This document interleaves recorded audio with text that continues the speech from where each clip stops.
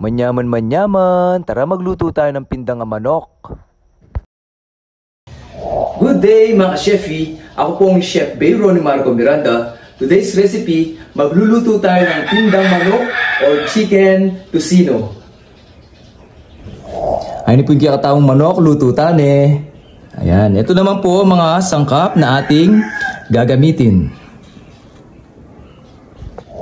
Una, syempre, debone muna natin yung ating chicken. Yung ating pitso ng manok.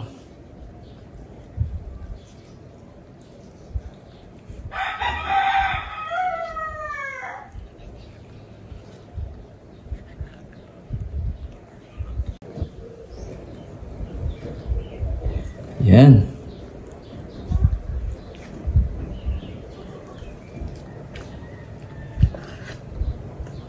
Pagkatibo ng ating chicken, yan, tanggalin natin yung skin ng ating chicken. Yan. Tapos siwain natin siya ng palapad.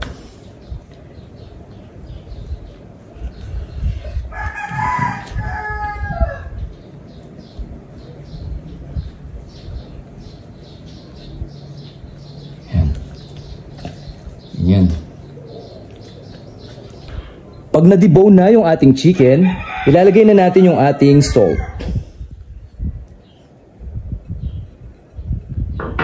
Okay, yan. Yan, himasin lang natin. Tapos lalagay na natin yung ating pepper.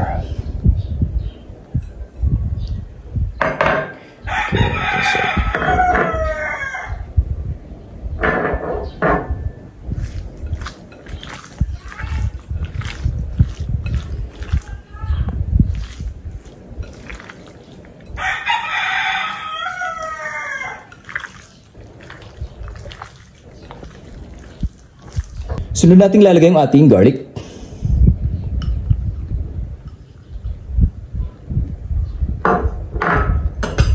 Soy sauce. Yung ating ketchup.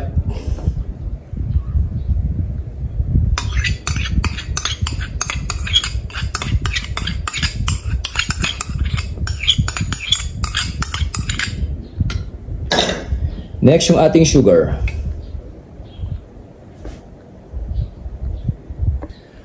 Haluin lang natin.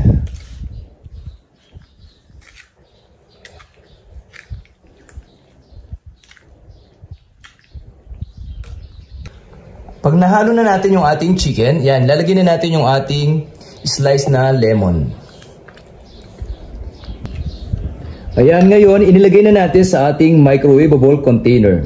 Ilalagay lang sa chiller ng 1 hour hanggang or overnight hanggang si-absorb ng ating chicken breast yung ating marination.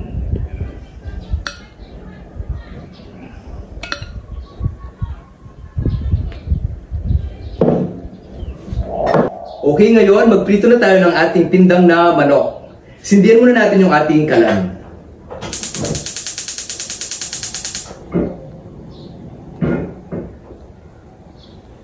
Pag mainit na yung ating oil, ilalagay na natin yung ating chicken.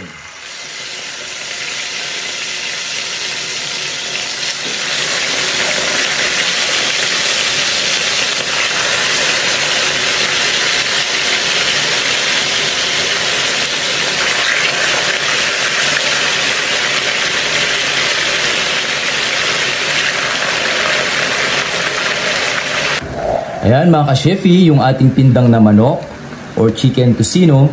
It takes 25 minutes para maluto yung ating chicken tocino. Ayan. In low heat. Ayan, since lean meat yung ating chicken, yan, madali lang po siyang maluto. Ngayon mga ka-chefi, ilalagay na natin sa ating plate yung ating chicken tocino. Ayan. Sana po nagustuhan yung ating recipe for today, yung ating pindang na manok. Tapos na po tayong nagluto ng ating recipe for today. Yun ay ang chicken tocino. Thank you for watching!